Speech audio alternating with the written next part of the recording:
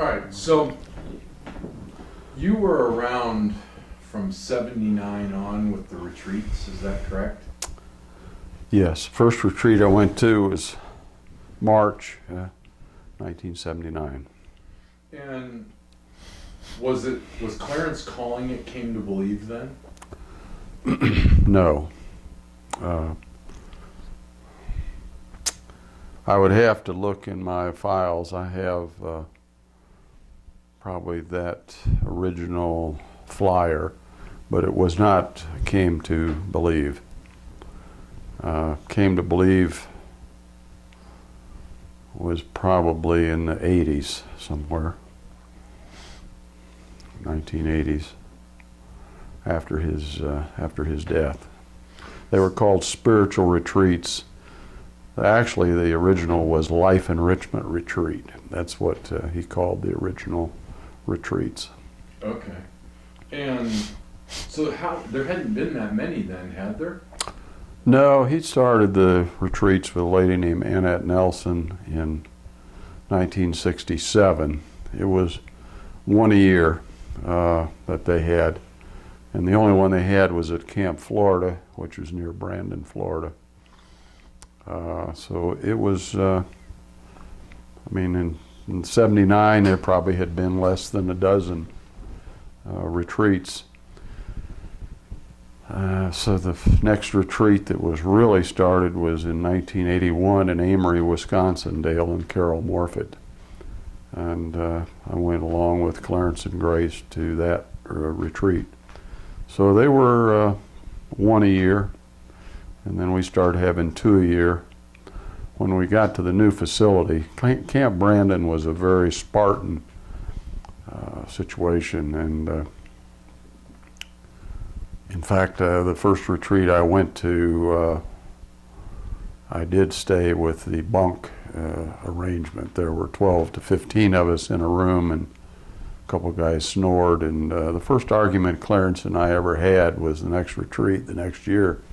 I said, Clarence, I'm not staying. I don't sleep. You know, 2 showers and 1 bathroom and 12 guys is not my style.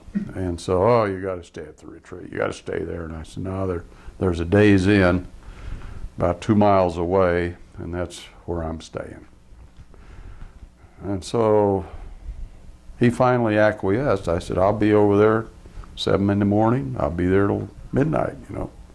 You just play like I'm in that room over there, but I am not staying in that environment. So ultimately, he saw the wisdom, or another I don't know how it happened, but we moved from that place to, in 1981 or 2, to Leesburg, Florida, where it was a motel type setting. 2 people do a room, private bath, twin beds, clean, you know, and a totally different environment.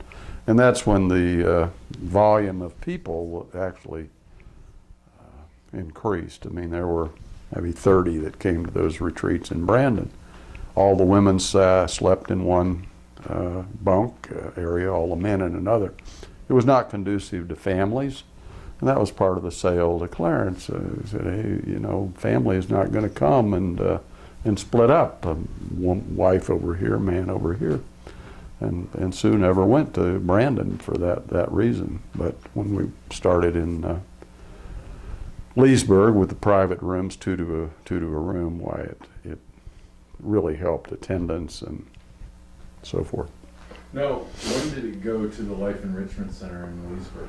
That was it, in 82, yeah. Okay. Probably 81 or 82, somewhere in there. Now, how involved were you in the beginning with Clarence and finding those and running the retreats and helping out and doing all that? Generally, I think my interest at that point was financial, because when we moved, the expense was higher. They were charging like some ludicrous amount, $55, you know, for the thing. Well, you know, when you do that at Camp Brandon and you got a bunk situation and you eat in a barracks, but Leesburg. Nice place, cafeteria style and so forth. But they didn't raise the price. So I had to support it. We did, supporting it. But Grace ran it in a 3x5 card in a little box. And hand wrote all the invitations and so we, with the advent of computerization about that time period, we did convince her to automate. And so probably by 83, 84, we had Sue and some other people who were skilled in computerization moved off of the handwritten, so we got into where you could print the labels, and we had our own envelopes printed up then and so on. So initially financial was probably our biggest contribution. When Clarence is alive, I mean, he's pretty set in his ways. I mean, you're not gonna, as I say, the first argument I had with him was I ain't staying at Camp Brandon anymore, but other than that, his way was pretty much what you did. So following his death, Grace being alone and whatever, then Sue and some of the other ladies that were around and men stepped in and basically changed the way we communicated the retreat. So Clarence died in '84, is that correct? Mm-hmm. Yes. So the retreats really began to evolve into what you see today then, is that right? Yes. While he was alive, it was literally a reunion. I mean, we had very few new people.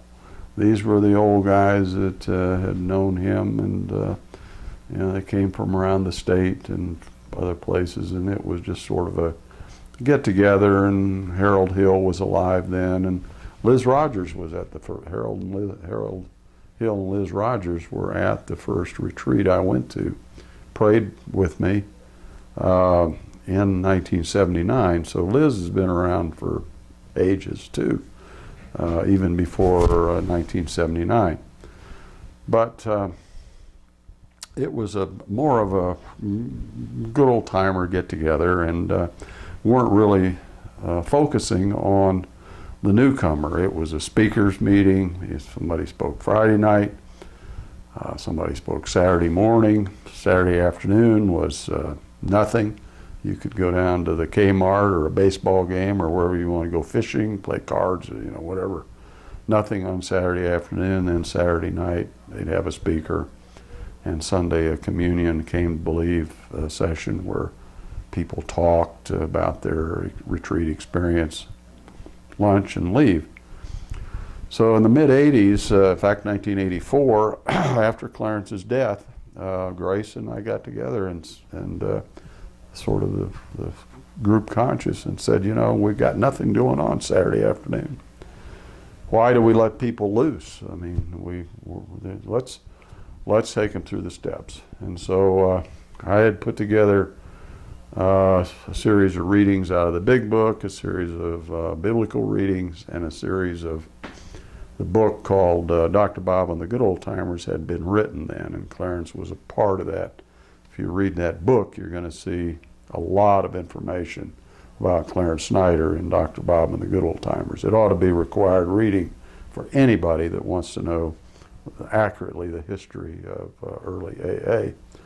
So we said, look, here it says in this story, Dr. Bob, in an afternoon, if you read the stories, took somebody through the steps of AA, and during those steps we discussed many character defects and defaults, and so we basically said, look, let's try to educate these people and get some new folks coming, and that's when the direction of the retreats did change a bit in terms of it became a feeding ground for new people. We wanted to try to attract new folks, take them through the 12 steps in a 5-hour period. We started in the old days at noon or 1 o'clock. We did it just in the afternoon for 4 hours.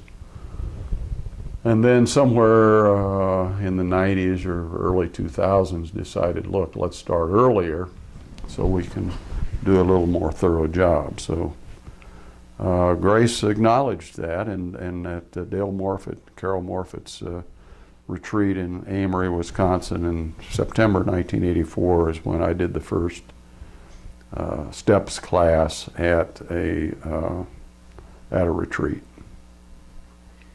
You know, if we look at AA today, without ragging on AA, it's certainly changed. It's evolved. Just like you're describing Came to Believe has evolved.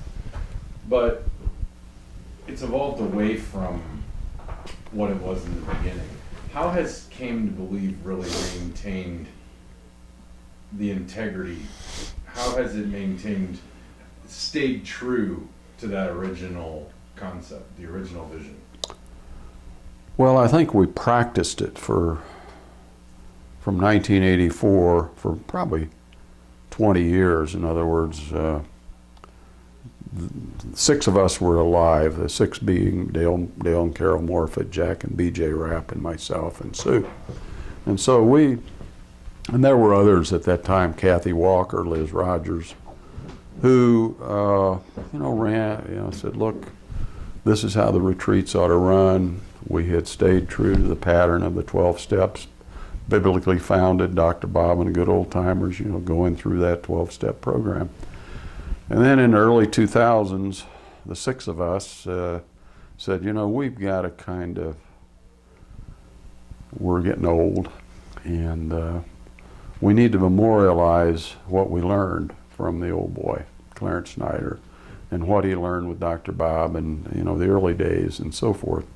There was a guy named Ed Andy who was still alive into the 80s, early 90s, that verified all this, and everybody who had known Clarence knew what we were doing was accurate. So in early 2000, probably 2003 or 4, the 6 of us, Morfitts, Rapps, and Foremans, decided we're going to put a book together, and we're going to call it Our AA Legacy to the Faith Community, which generally, or accurately, is how did we learn what we learned, a little bit of history, and then here's how we take people through these 12 steps. And so I think we created a format for continuation of continuity, shall we say, of how we learned it. If a person follows what's in that guide and doesn't vary from it and doesn't water it down and doesn't make editorial changes, then the message will continue. So I think we have, because we were there, because we were sponsored by Clarence, because we knew Grace, Hal Hill, these early old timers, we were able to say, this is it. This is it. And so when we're on that that track, that's it. So if somebody follows the precepts and following our deaths of what's in that book, this will not get watered down. This is the way, the truth, and the life. So, in looking back, it seems like Came to Believe has been, in a healthy way, constantly evolving. You've been constantly trying to sharpen how you do it. Because there have been some evolutions in other retreats, like Amory with the small groups, correct? Correct. We've been working hard over the last, 6 months to really communicate what this is to the next generation. But can you communicate that a little bit here on video? What is it? Well, it is realization, living, breathing of the promises that our lives are changed, that the experience of the retreat or going through these 12 steps changes the direction of our lives. It changed mine, it changed my family, it's changed literally thousands of others. It is what I would consider total recovery. Recovery of family, recovery of finances, recovery of spiritual relationships with our higher power, God, Jesus, recovery in employment. So whatever deficiencies alcohol has created in my life have been recovered by using it. It being defined as there is a path. Wavering from the path is not going to achieve it. Sticking to the path, which is this 12 steps as we learned them, as they were passed on to us, as Dr. Bob and Clarence practiced them in the early Ohio meetings, it is a life-changing experience, and it's an educational track. This must be studied. It must be practiced. It must be implemented, and it is following the path. If somebody, I've seen Clarence, somebody's unwillingness to get on their knees in the third step, and he said, go home, and when you're ready, come back. I've seen people bring yellow pads full of material to go over the fourth step inventory. Oh, goody, goody, I can't wait to tell you. Tore them up, threw them in the trash. They almost fainted. It is adhering to what the principles that I think we have learned. Should it be dictatorial? I think to a certain degree, yes. If you want recovery, it's do you have a drinking problem? Yeah. You want to do anything about it? Yeah. What are you willing to do? Anything. Anything is in that book. And it is total recovery in those areas: health, spiritual, financial, family, employment, the whole works. And is it safe to say that it is reflective of a faith experience, that this whole thing hinges on this spiritual awakening? There's no question about it. And I had to borrow Clarence's God to start with. I didn't, I was a church guy and all that, but it was just, okay, well, I went to church, aren't I a good boy? In terms of believing or relying or using Jesus as a crutch, was not in my life. So I learned from Clarence, here's what you study, here's what you say, here's where you go. Once you go to this church, which I did, I started going to a very charismatic church. And so it made a huge turn in my life, and it is based on faith, 100% based on faith. In the beginning, it sounds like the faith was in Clarence, and it developed into faith in God. There's no question about it, because I looked at him, and I wanted what he had, and if you're willing to go to any length and so forth, as our book said, I said, I guess I better go to any length. If I want my family to stay together, if I don't want the embarrassment, loss of pride, whatever, of a failed marriage, of a failed family, then I better rely on something. And it seems to have worked for this guy for 40 years. I better try that. It was that sort of decision. And he basically built the foundation for learning about faith for me. Read this, do this, and so on. So you made the comment about Clarence had what you wanted. And, Clarence was one of the first generation of AA. Well, you and Sue and Jack and BJ and Carol are some of the people that are left as the second generation of AA, that legacy.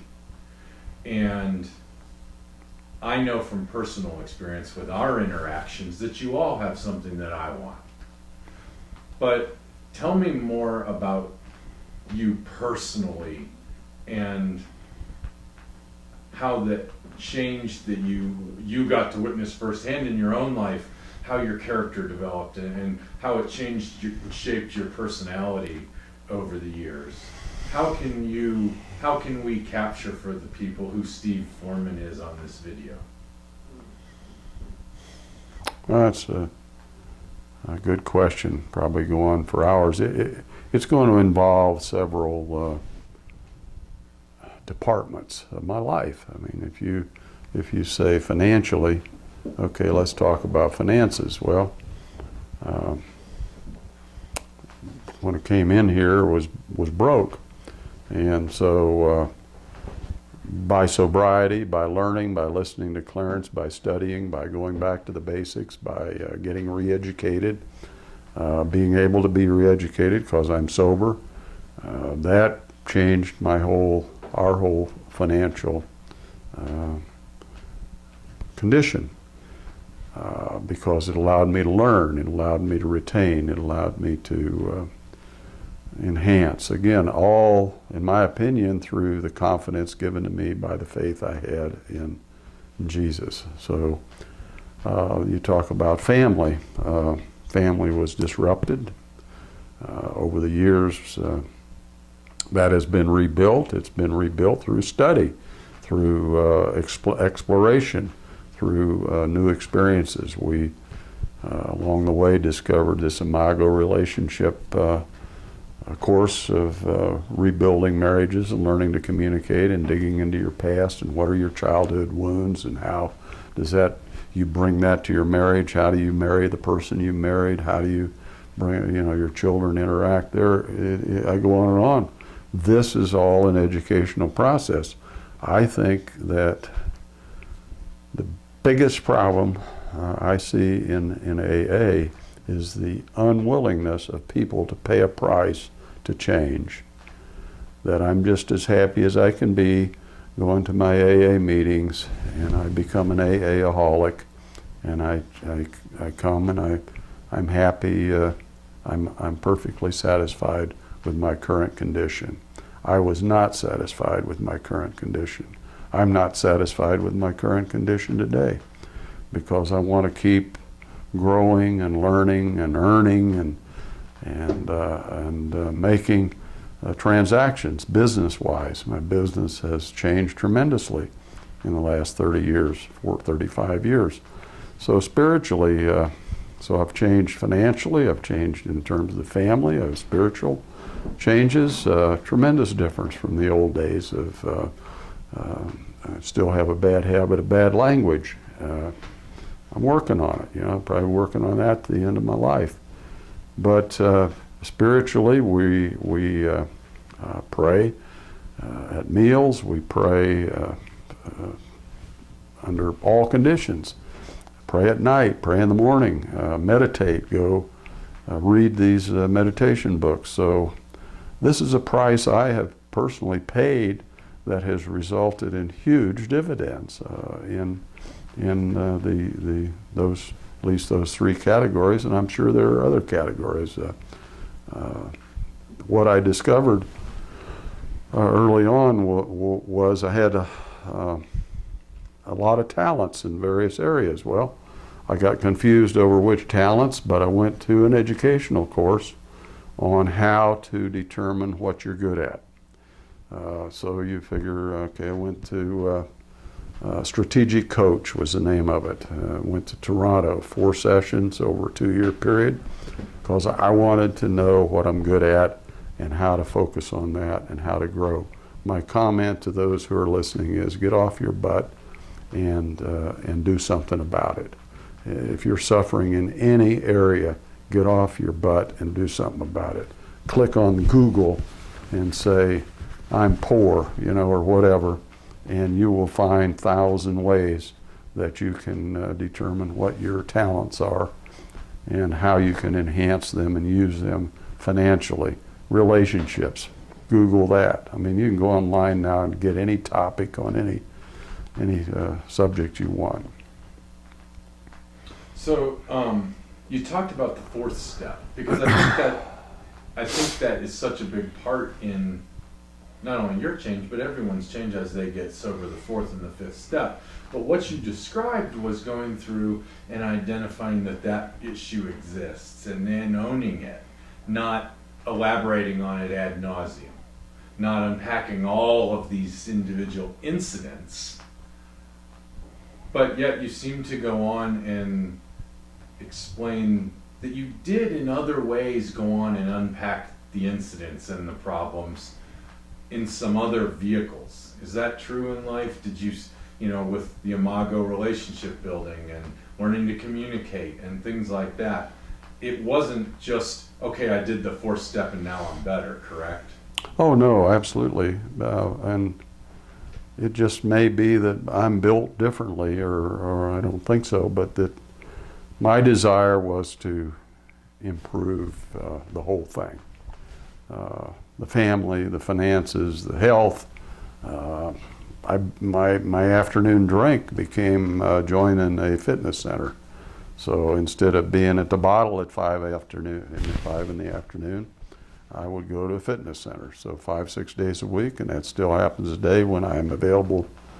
Time permits, I go lift weights 2-3 days a week. I go aerobic exercise on treadmill or elliptical or step something. So I wanted to change everything because I felt my personality created a sense of failure. And failure and quitting is not a part of my makeup. But I think that's a learned thing. I think I learned to make those changes. And yes, when I went down my 4-step inventory, anger was a big issue. I can take you to my home library, and there's this many books on anger. There are half a dozen, 6 or 8 or 10. I can take you to books on any topic in my library. You say, well, look at my character defect. I say, well, there's one. What am I going to do about it? Impatience. Okay, well, I'm going to read about impatience and figure out what causes it. Well, maybe I end up going back to my father doing this or that, to me back. So I just never quit trying to be educated. That's either a character defect or a character asset. I don't know which. But for me, it's been an asset, because if I see a problem, I'm not going to ostrich. I think ostriching is a very important big issue in AA. They just go and stick their head in the sand and don't do anything about it, and we get better. Not in my case. I want to get up, I want to look around and say, where is it? What's going on here? Oh, low-hanging fruit over there. I think I'll go pick it. Or I got a problem in this area of my life. I think my heart. Okay, well, I'm gonna get my heart well. So it's action. Practice these principles in all my affairs. I'm an action guy. So it seems like, given that had to be a big shaping influence in the fact that the very format I've came to believe in the Saturday educational sessions for the returnees supports that concept, doesn't it? Yeah, I mean, I would like for everybody who comes to a retreat, if they're suffering in any of those areas we've been talking about, that they leave that retreat and say, I have hope. I'm sober. I have recovered. The alcoholism can be recovered. I'm done with alcoholism. And that's what Clarence taught me. He said, listen, bud, you don't need to go to meeting every day. He said, 90% of this world, 92% of this world are normies. So we got 8% of us, and then we got 92% of them. And you will never make a living in an AA meeting. You will never sell those guys enough of what you sell to make a living. You have got to deal with the 92%. And so he said, you join the Elks or the Moose or the JCs or the University Club or the Country Club. He said, you become interactive with the normies. And but over here's your disease. You still have to practice these principles and carry the message. So there's an old movie, and there's probably only 1% of those people who even see this video. There's something that was called I Led 3 Lives. A guy named Herbert Philbrick. He was a secret agent. He was an agent for the U.S. government, the Russian government, and he had a home life. I feel like I lead 3 lives. I got this business and the various things going on there. I got my family and the various things going there, and I got my AA. And that's what the strategic coach taught me. He says, you can be good at all these, but don't get conflicted. You know, when you decide to do that, put this on the shelf. Okay, I'm going to work this week. You know, and as Nathan knows, some week, a few days go by, I'm not calling him back. Well, maybe I'm over here stirring this pot. I'll get around to him on Friday. So it's a segmented and a mind training that I've developed over the years of, okay, there's an issue, I'm going to fix it. And that's the way of the defects, you know, there's an issue going down that list. I'm gonna dig in and figure out what's the root, pull it out. So how do you think that we can, came to believe, as we seek to help it grow and expand its impact, how can came to believe help people better identify the need for recovery and faith to be the driving forces in their life? How can they help people bridge that gap between life and faith? Because while you just described that you have these three real components of your life, I would wager that faith is an overriding principle in all three areas. Well, it is. I mean, the second half of the 11th step says it all. Looking for the power God has given us and the power to carry it out. You know, whatever that second half says, it'll come to me in a minute. But you know, if I'm going on a sales call, I'm going to say a prayer before I go in there. I'm going to say, God, if I got anything in my bag of goods that will benefit this person, let's get it out and get it on. If I don't, let's do that too, so I can go to the next one. In other words, I'm praying. If I'm looking at a piece of property to buy, I want to pray over it. Harold Hill taught me that many, many years ago. I've taken bottles of oil and anointed buildings and offices and houses and investments and said, in the name of the Lord and Father, in the name of Jesus Christ, I anoint this building. It's protected. Angels be around it and so forth. So the same with my family. So faith is a big thing. I go in, I've recommended to people they anoint their checkbooks, they anoint their stack of bills. These shall be gone in Jesus' name. These shall be healed. These shall be, and take the checkbook. This thing shall flourish. It'll grow. It'll absolutely multiply 30, 60, 100-fold. And so faith is the